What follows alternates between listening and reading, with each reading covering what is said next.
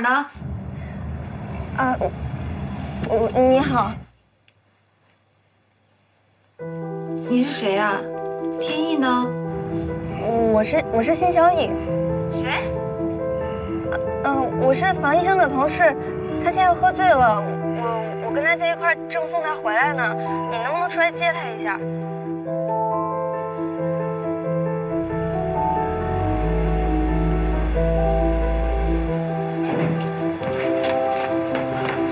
小雪，干什么呀，小雪？哎呦，这是谁呀？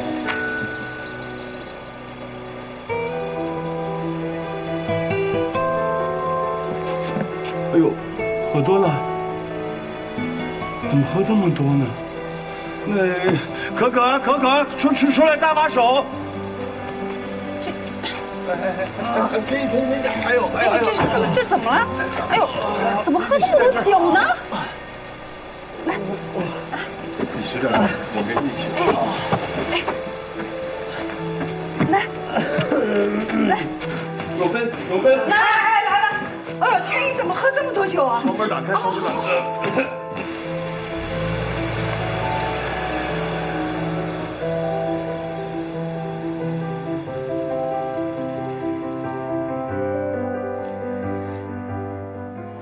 我想跟你谈谈。好啊。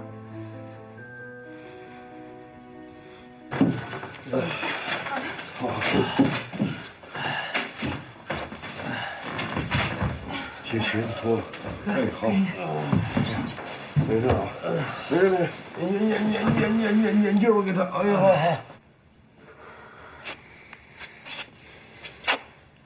谢谢你送我们天意回来。不用客气，这是我应该的。今天晚上就你们2个人喝酒吗？对啊，房医生心情不好，我陪他喝了几杯。他为什么让你陪他呢？因为那个病人的情况我也知道，所以。什么病人啊？什么病人这么神秘，还不能说啊？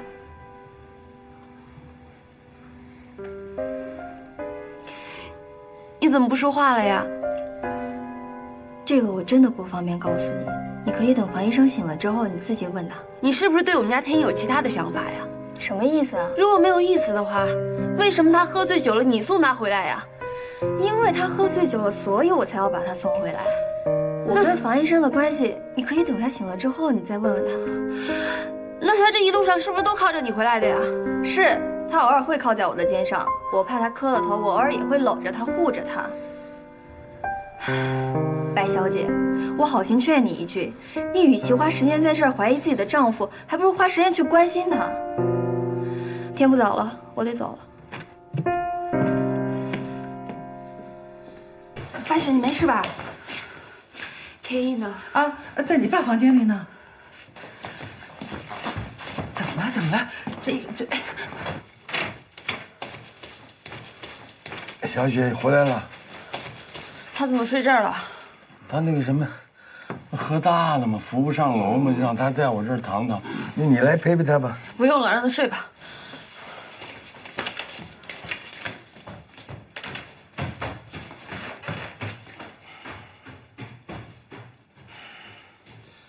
哎呦，这次事情可就严重了。不就喝个酒吗？这一惊一乍的。妈，你是不知道，刚才白雪啊那脸黑得跟包公似的，吓死人。那她是大小姐脾气。永芬，拿一杯蜂蜜水过来。哎，来了。哎，妈，这不是大小姐脾气啊，这个叫做人赃俱获啊。人赃俱获。哎，瞎讲什么呀你？不是，天意是跟一个女同事回来的，关键还喝了酒，而且他们俩样子很亲密。真的假的？行啊，可可，哪儿那么多话呀？让你拿的蜂蜜水呢？啊，哥，你看见那个女的了？那可可说的都是真的。你看，这不说话就真。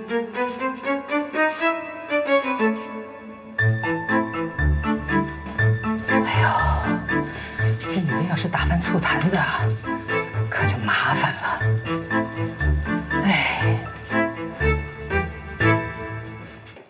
雪，小雪，怎么回来了？哎，脸色怎么这么难看呢？没睡好吗？妈，怎么了？是他们欺负你了？跟妈说怎么回事？跟妈说。我累了，我想进去睡一会儿。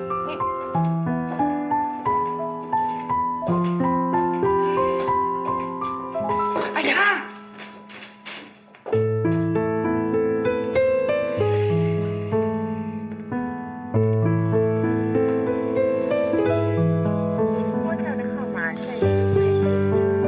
小雪没接电话。哎呀，这孩子会跑到哪儿去了呢？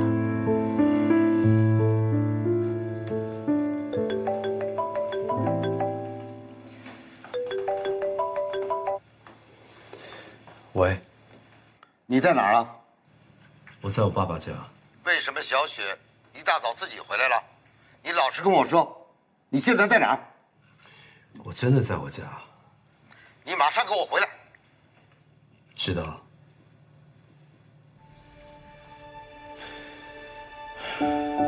小雪回家了，现在先过去一趟。哎，天意啊，你吃了早饭再走吧，否则要饿坏的。不吃了。哎呀，这下可糟了，这估计亲家要跟他过不去了。哎，小雪，你怎么了？你别找我想了，你不哭不哭了，哭不能解决问题，有什么跟妈说？怎么了呀？你告诉我怎么了呀？是不是因为那个辛小颖啊？你怎么知道？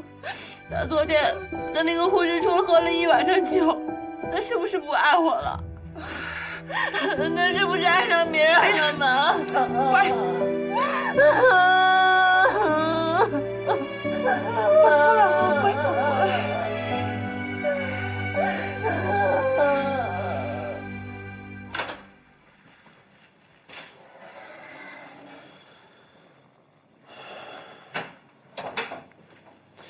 我回来了。你还知道要回来啊？你昨晚去哪儿了你啊？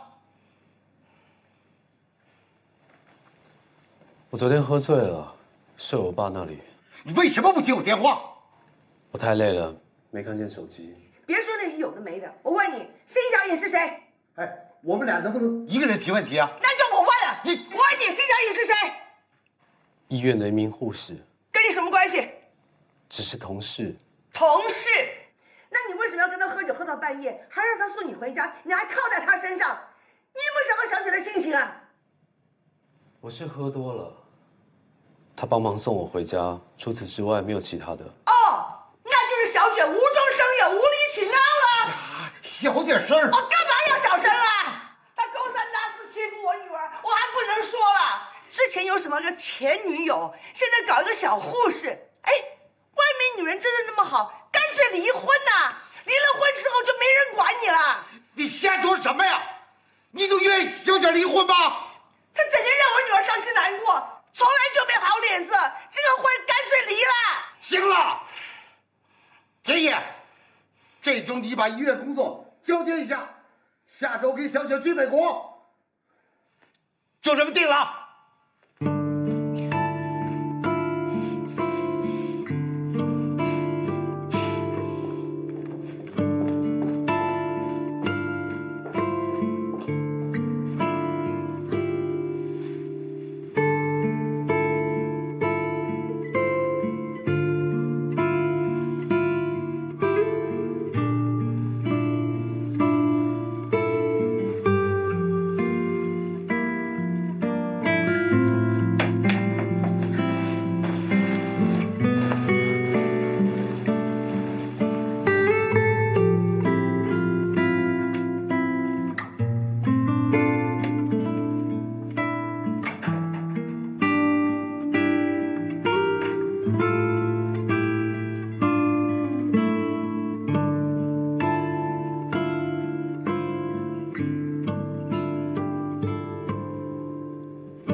昨天的事情我不是有意的，对不起，希望你谅解。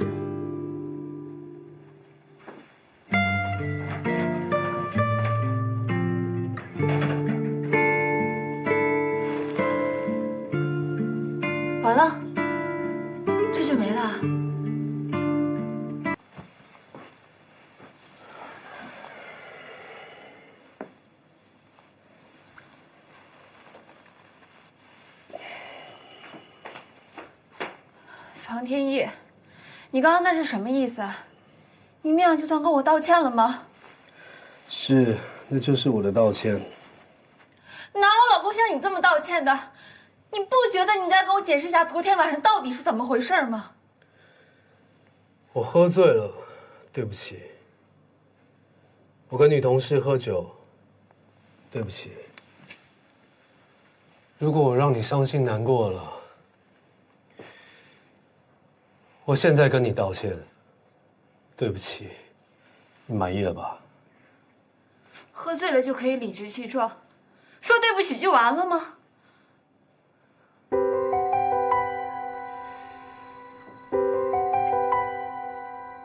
我认为的婚姻，应该是两个人要互相信任。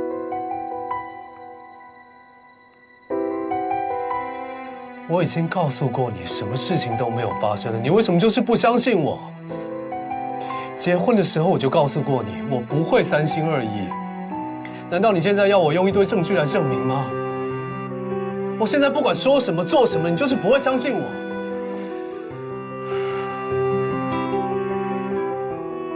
如果我们连最后这一点点信任都没有的话，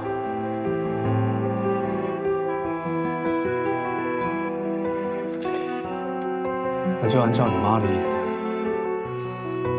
我们离婚吧。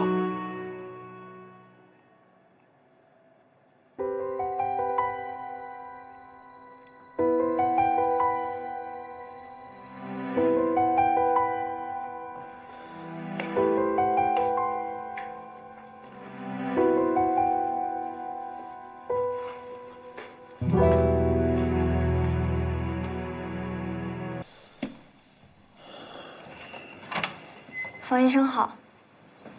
天意，爸，我有个事儿要跟你说。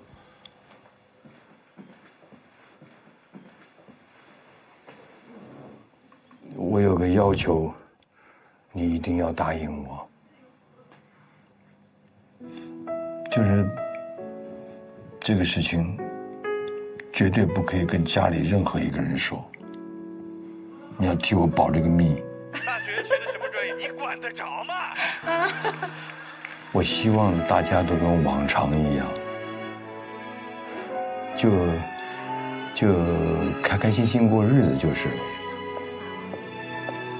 夫人，以前不跟你讲也是这个原因，我就希望你们都宁可发脾气都比难过好，所以千万帮我保这个密。你能答应我吗？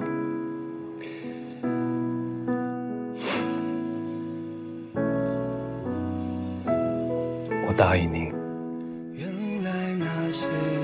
好，那好，那我准备好了。你准备好了没有？意味着你永远也不会老去，可你的白发却被风吹起。请让步。明明昨天还是我都留在你怀里，直到今天该换我把你扶起。多少宽爱投进平凡日子里，往昔的光阴历历见真情。泪眼期盼是你无限无垠的赋予，唯愿今夕回报真来得及。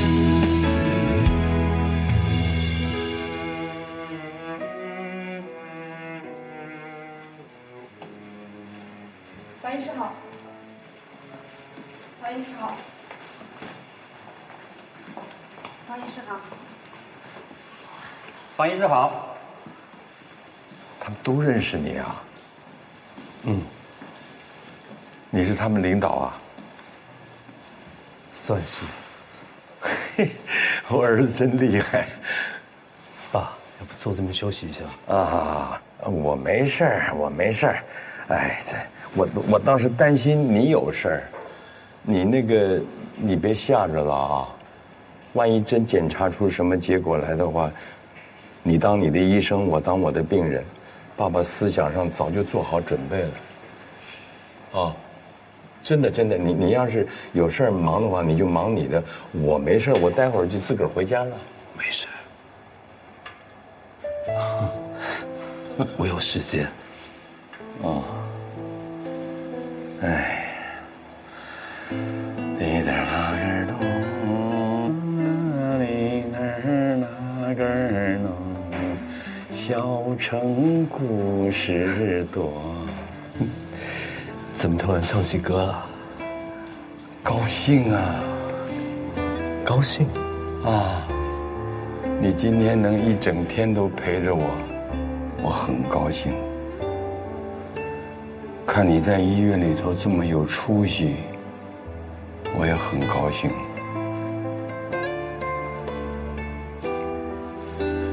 能跟我儿子一块儿这么聊着天儿，你不知道我心里头有多高兴。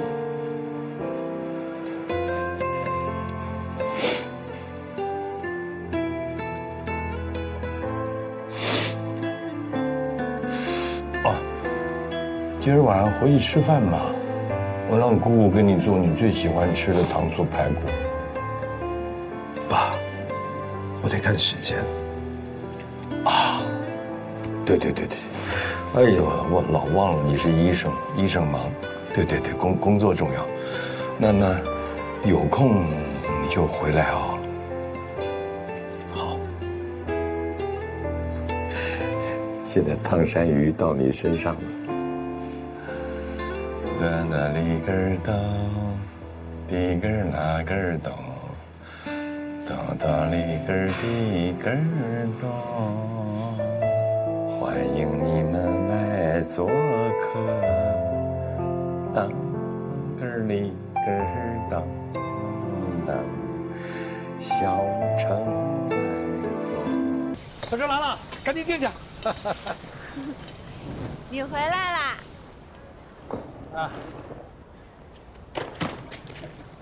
你的箱子。我的箱子？我箱子怎么会在你这儿啊？这个欧阳也真是的，把箱子给你都不给我，这不耍我呢吗？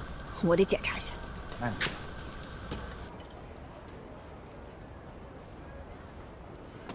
我所有的资料啊、证件呀，可都在箱子里面呢。最重要的是，我的日记本也在这里面。还有最重要的，是这个箱子是思雨送给我的，我可不能把它给弄丢了。你瞧他，哎，还跟个小孩似的。赶紧吃饭吧。你快点吃饭，我把箱子放在这儿，不碍事儿。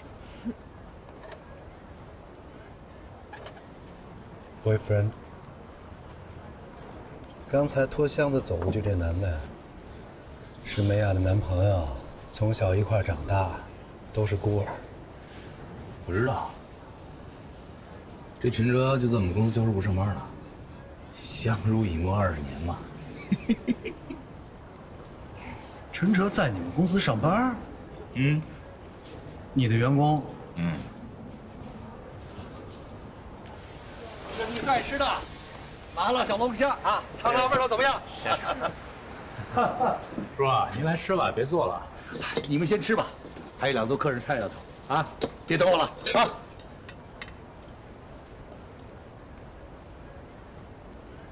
二伯啊，我最担心的就是你就知道开会，不好好吃饭，把胃饿坏了。不过今天呢，我能看着你吃饭，我就放心了。我跟你说，这些菜都是我盯着我爸炒的，他炒的可用心了。这下凉了就不好吃了。还有你最喜欢吃的韭菜炒鸡蛋，哎，这是你最爱吃的。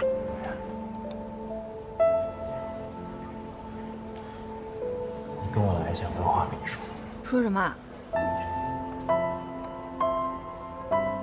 爸，我去跟小哲说2句话，马上就回来。哎，好嘞。你要要跟我说什么呀？走吧，坐下再说啊。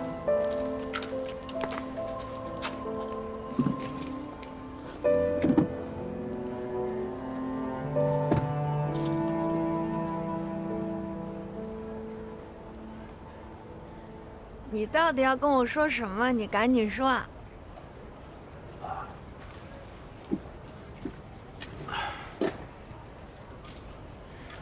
其实吧，一直以来我看你呢，总会有一种不是很真实的感觉，因为其他人在我的眼里啊，可能也就是变了个头发，换了套衣服的事儿。但你不一样，你在我记忆里有好多好多的样子。你5岁时候的样子，7岁的样子，10岁的样子，20年了，李美雅，我一直觉得我欠你一声谢谢。哎呀，都把我说难受了，你跟我你还谢什么呀？那我也要跟你说谢谢，谢谢你陪伴了我20年。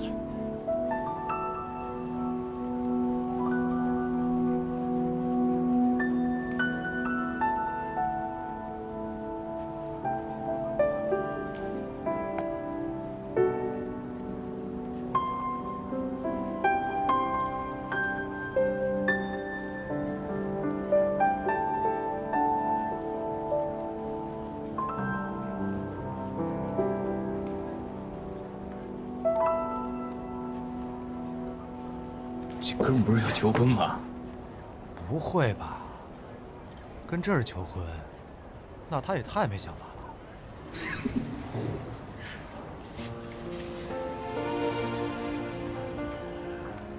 咱们那个孤儿院，其实有好多人到现在都孤身一个人，找不到个家。所以我一直觉得我遇见你挺幸运的。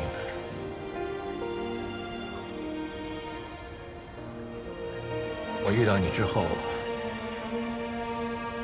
就有了这个地方。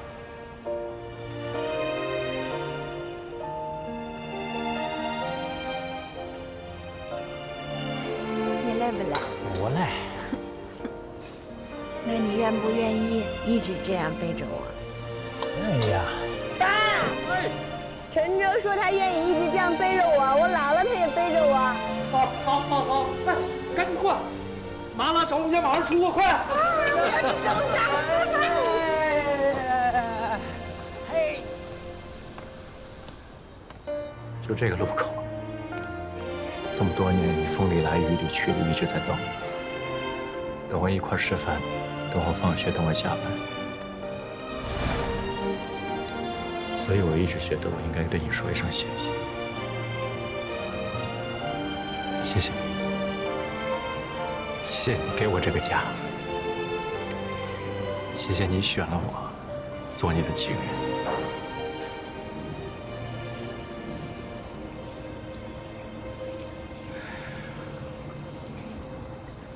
但是咱们还是分开吧。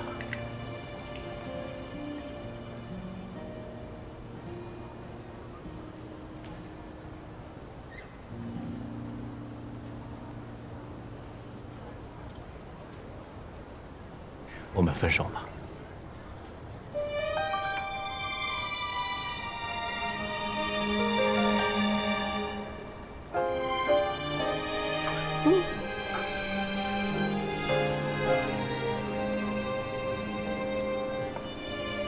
不是这句话，你把戒指都给我买好。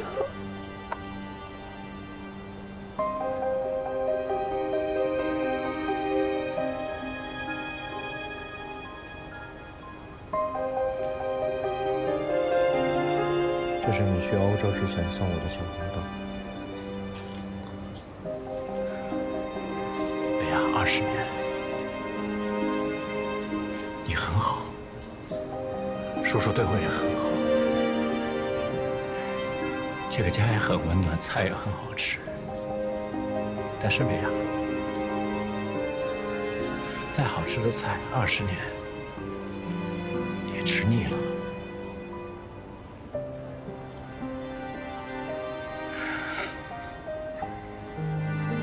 我现在把它还给你，因为我觉得我配不上他，找个值得的人。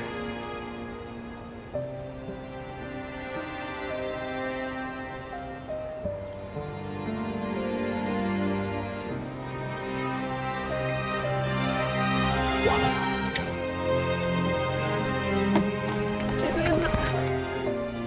这是分手。 什么情况？我不要跟你分手。那昨天你还去机场接我呢，我不要跟你分手。我做不好，我可以改，我改。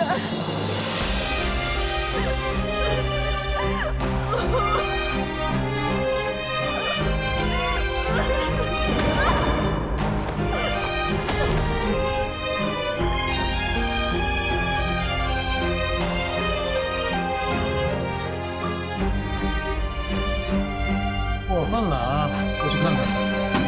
那么小子。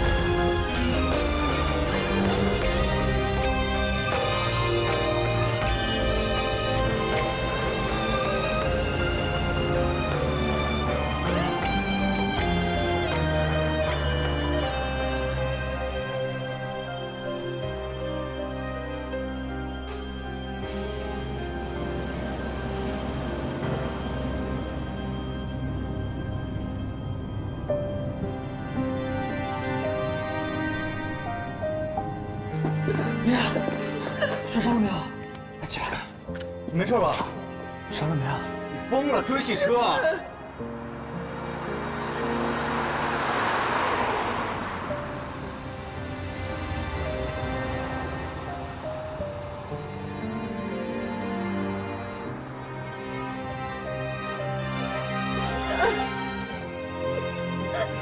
张明叔，你能不能带我离开这？我不想让我爸看到我现在的样子。好，好，我知道该怎么做。啊，别难过了，别难过了，啊，会好起来的。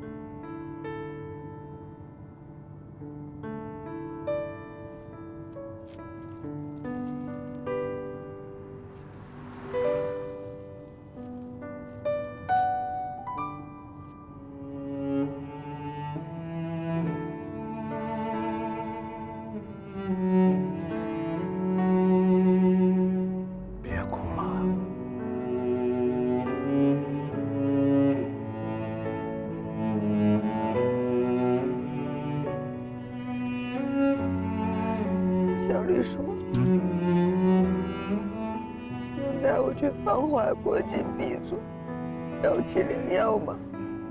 就是芳华路的那个。啊。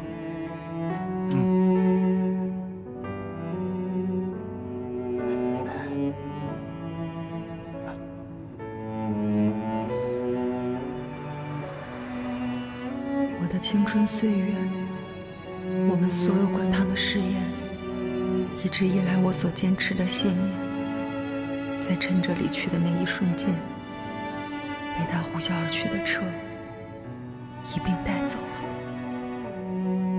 那一刻，世界上所有的灯都被关上了，我失去了我所有的感官与知觉，我毫无方向，毫无头绪。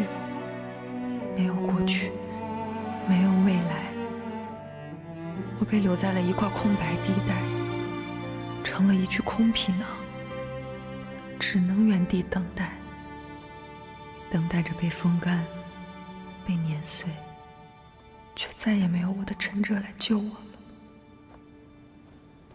慢点喝。骗子！骗子！那个人也是骗子。我说我要去芳华国际闭嘴，这是芳华国际吗？我还有很多话没说呢，我得去芳华国际，我得去跟他说呀。美雅，那我们也是善意的谎言，对吗？相信我，你现在这个样子，最好不要去找他。我还想再喝一杯酒。再喝就大了。我给你调一杯没有酒精的。不行，要有酒精的，很多酒精，我很能喝的。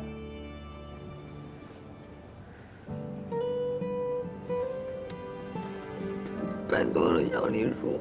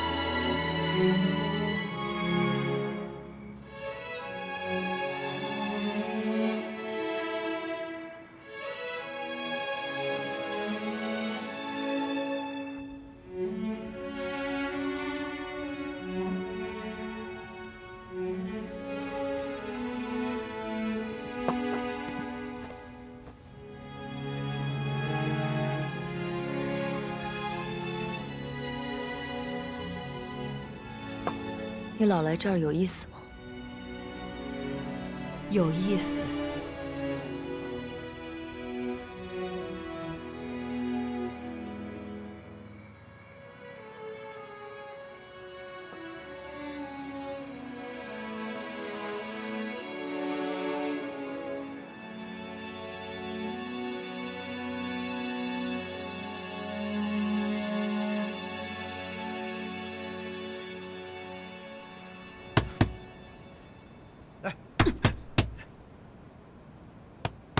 再来。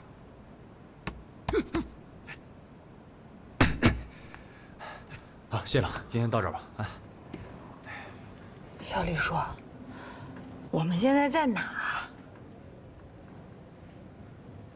欢迎来到我的搏击俱乐部。你的搏击俱乐部？这是你的搏击俱乐部啊？为什么不能是我的？天哪，我怎我不知道。准确的来说，这地儿是你小黎叔开的。但不光这地儿啊，这外面是一个体育竞技综合俱乐部，篮球、足球、排球、马术、高尔夫，你想到的、想不到的所有体育运动项目，这外面都有。对了，还有一酒店。我天，他把这些东西都喝了。你认识他这么长时间，你不知道这女的一喝完就变身了？关键是我没和他喝过酒啊。干嘛？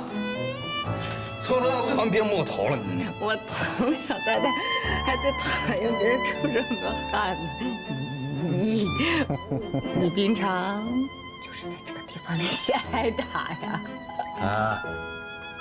你别得寸进尺啊！刚才我们俩可是救了你的。你别跟我提刚才，就刚才，我还跟我爸说，我现在正跟小哲在一起甜蜜呢。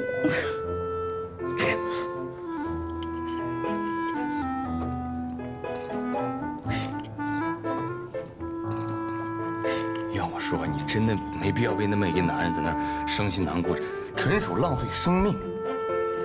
你懂什么是生命吗？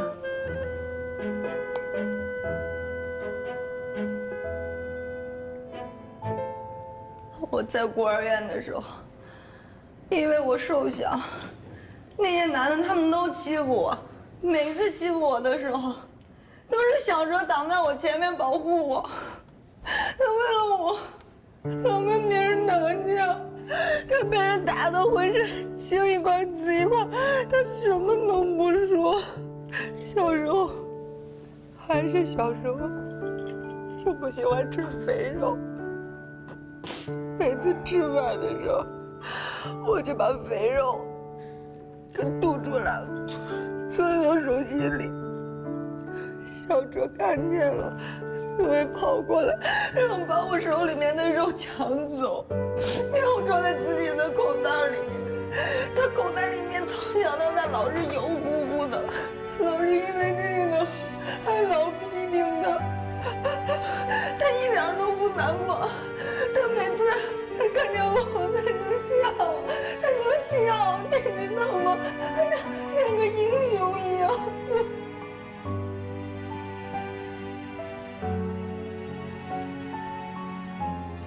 那天下了好大的雨，放学回家的路上，我的鞋子全部都湿了。是陈哲把他的鞋给我穿，我才有鞋穿。骗子！我要去繁华国际！闭嘴！这根本就不是繁华国际！闭嘴！别拦着我！谁拦着我？不要拦着我！松开！你们都松开！哎呀！来呀！来挑战我！我就不相信你能打过我！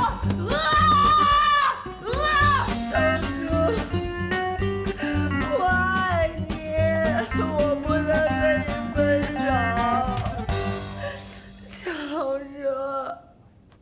小哲，你在哪？陈哲跟我不一样，他没有遇到一个把他带回家的爸爸，但是从小到大，他所有的事情，他都是靠他自己一个人完成。如果你爱我，你会来找我，你会知道我快要不能活。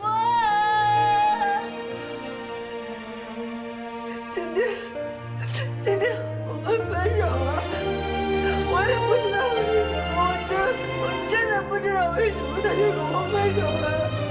但是我一闭眼睛，我想的却不能他对我的好，我没有办法跟他分手。爱我，你会来找我，你会知道我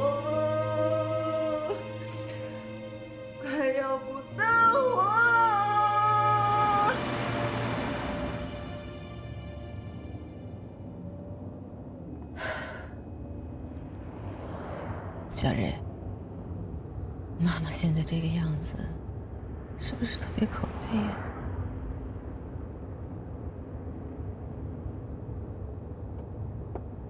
小蕊，你放心，妈妈一定会让你有一个特别美好的明天。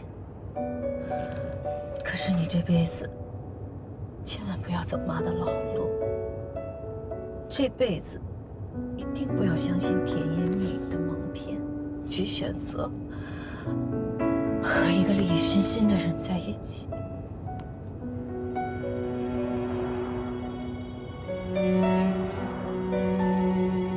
妈，我拜托你，可不可以每天活得开心一点？能不能不要每天都在现实和过去之间游荡？能不能不要每天喝得这么烂醉如泥啊？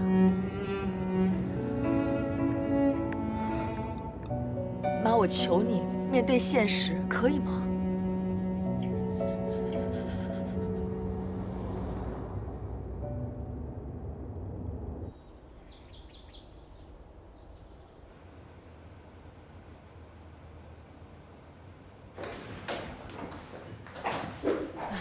瑞瑞，过来。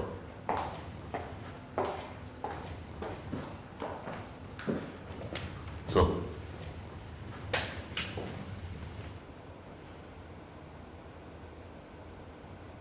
爸，我妈今天晚上跟她几个朋友可能喝的有点多。我不想知道这些事儿，我想问问你，今年咱们美妆连锁店在2线城市销售的情况。爸，姐，都没睡呢。欧阳，过来过来，我正和你姐姐在这说公司的事儿，你也听一听。哦，好吧。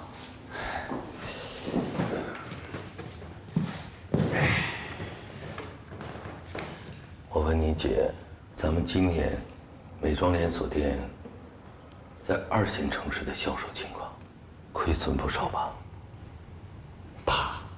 现在谁还去店面买化妆品啊？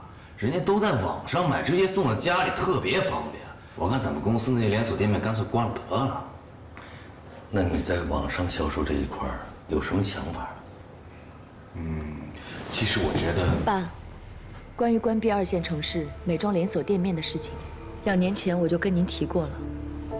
这一点，我们销售部已经做了非常详细的市场调研，出过具体的方案，但是您给驳回了。去年我又提出来，同时提出加强网络销售，您也给驳回了。网络销售这一块儿，我们已经出过非常详细的方案，不知道您是否还记得？记得，这件事情我在决策上是有失误的。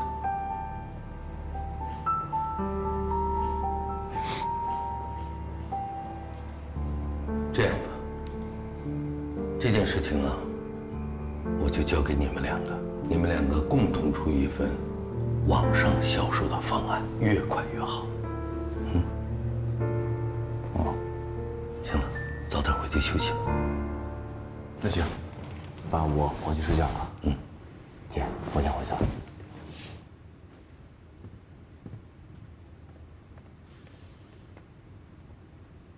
你也休息去吧。爸，其实这件事情，我一个人可以。小瑞啊，我想让你弟弟啊跟你学一学，你呢，常带带你弟弟，好不好？好，我知道了。爸，那你也早点休息，我上楼睡了。好。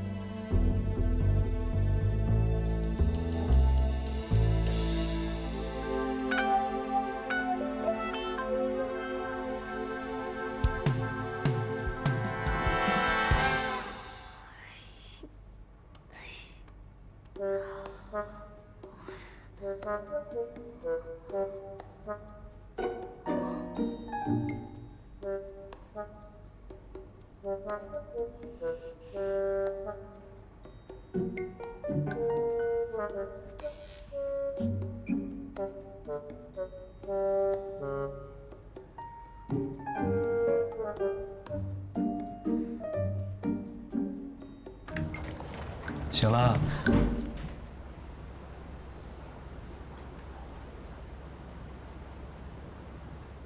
小黎叔，我在你们家。这是酒店。昨天晚上你喝大了，怎么叫都叫不醒，没办法，就只能把你带到这儿了。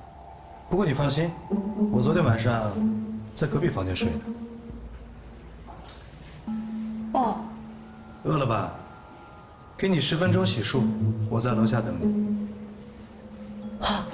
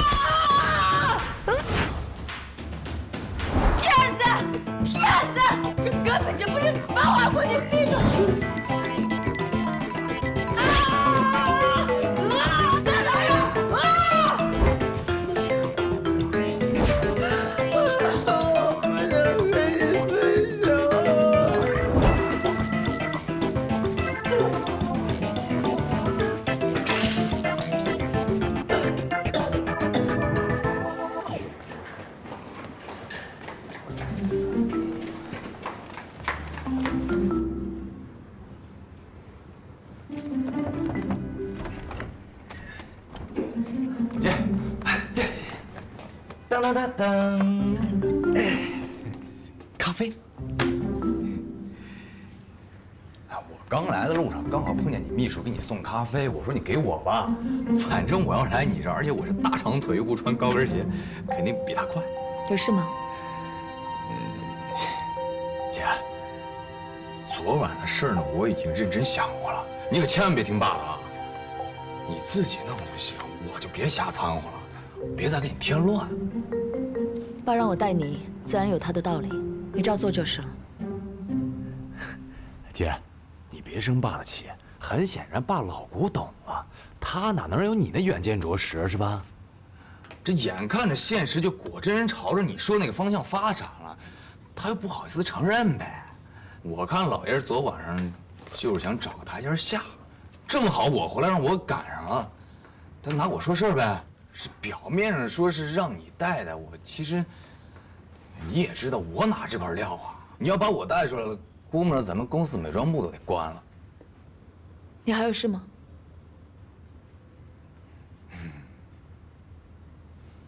没事的话，去趟销售部，把之前关于2线城市的市场调查都拿回去看看。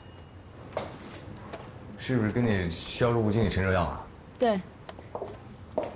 得嘞。哎，对了，姐，我跟你说件事儿。那个，你猜我昨天晚上看什么了？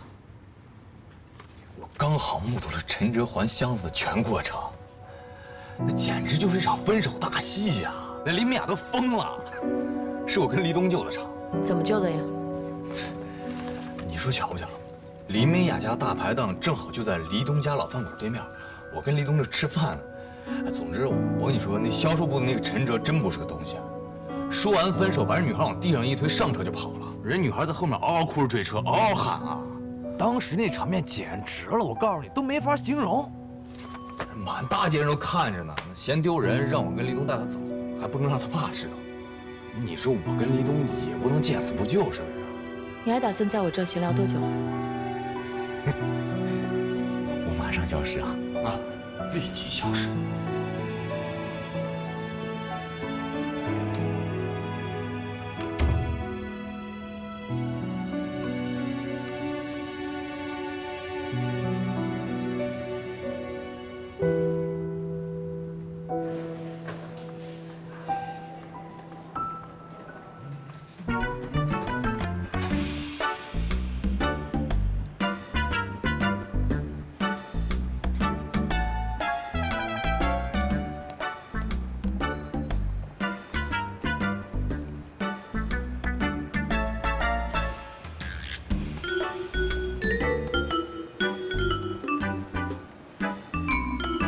田小姐，这边请。田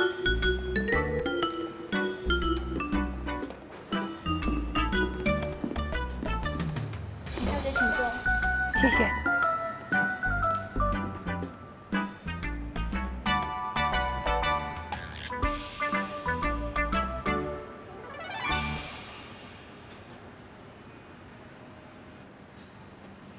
饿了吧？吃吧。小李叔，对不起，昨天晚上是因为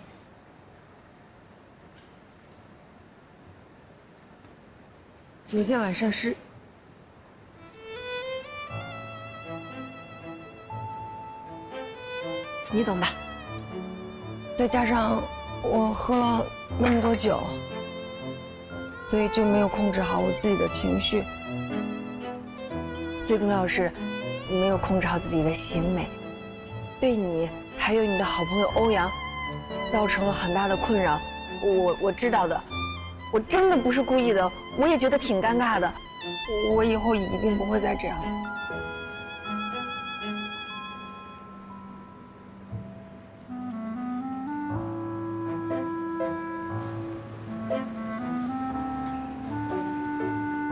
好吃吗？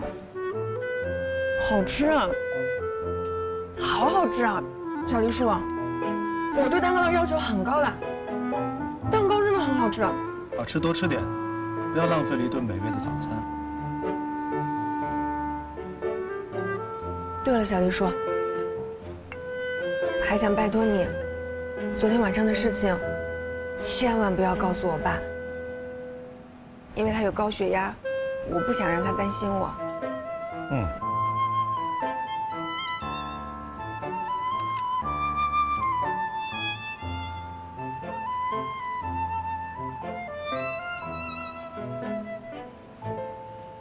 是不是在想，昨天一晚上都没有回家，而你爸爸一条短信没有给你发，一个电话都没有给你打？你怎么知道？因为昨天晚上我给你爸爸打电话了。你怎么跟他说的？我说你喝大了，耍酒疯了。真的假的？假的。小黎叔，以后这种玩笑尽量少开。放心吧，我跟你爸说，我邀请你和陈哲来我的俱乐部玩，太晚了，就留你们在这住了。不过我特地说明白了，你和陈哲一人一间房，可以吗？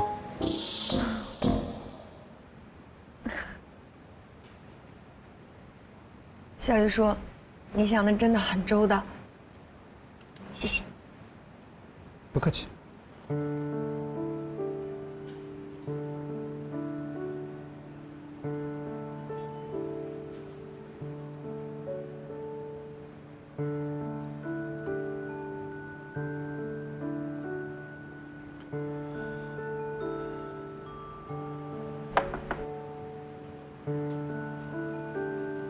再难受，也要好好吃饭。你这个状态对身体可不好。收拾好心情，把饭吃好，一会儿我就带你去找陈哲。有任何问题，当面向他问清楚。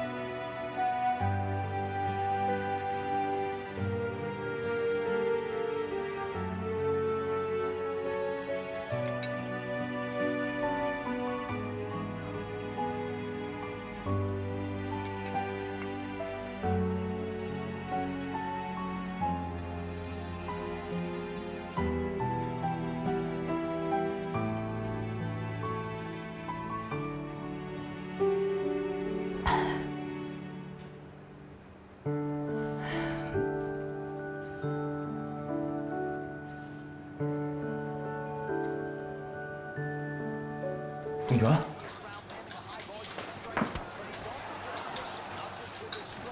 记得，漂亮。哎，你去把那个销售部经理陈哲给我叫过来，别打电话，直接找他去。好。谢了啊。欧总，有一件事我一直想跟您说。说。您以后安排我做什么事儿，能不能别总说谢谢？您安排我做的事儿都是我分内的事儿，您总对我说谢谢，我心里特别没有底。我说谢谢，也是我分内的事儿啊，就。嗯，好。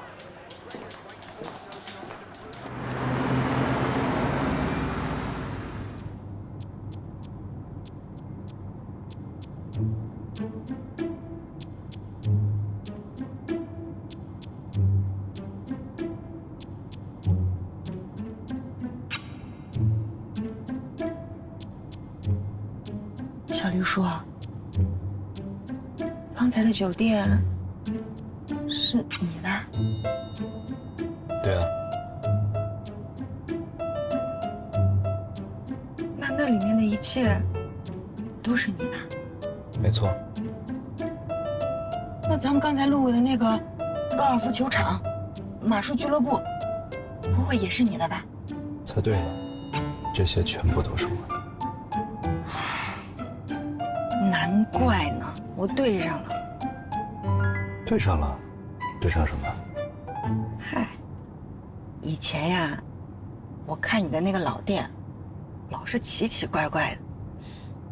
我还在想，怎么店面那么老，里面的服务还有配套设施全部都是5星级的。我还替你担心呢，你那菜价那么便宜，怎么才能回本啊？唉。这回我算明白了，但也挺奇怪的，你为什么要这样啊？想知道吗？嗯。黎家老店是我爷爷亲手创办的第一家店，白手起家。当时创业的时候，爷爷跟我说他非常的艰难，全是靠身边的那些朋友们还有邻居们互相帮衬，生意才慢慢做起来。后来生意越做越大，不断的发展，我们黎家成为了酒店行业的龙头企业。爷爷教导我们，人挣再多的钱也不可以忘本，我们要把挣来的钱回馈于社会，去帮助那些需要我们帮助的人。所以呢，你看到的黎家老店就是5星级的标配，最亲民的消费，明白吗？天哪，替你爷爷点赞。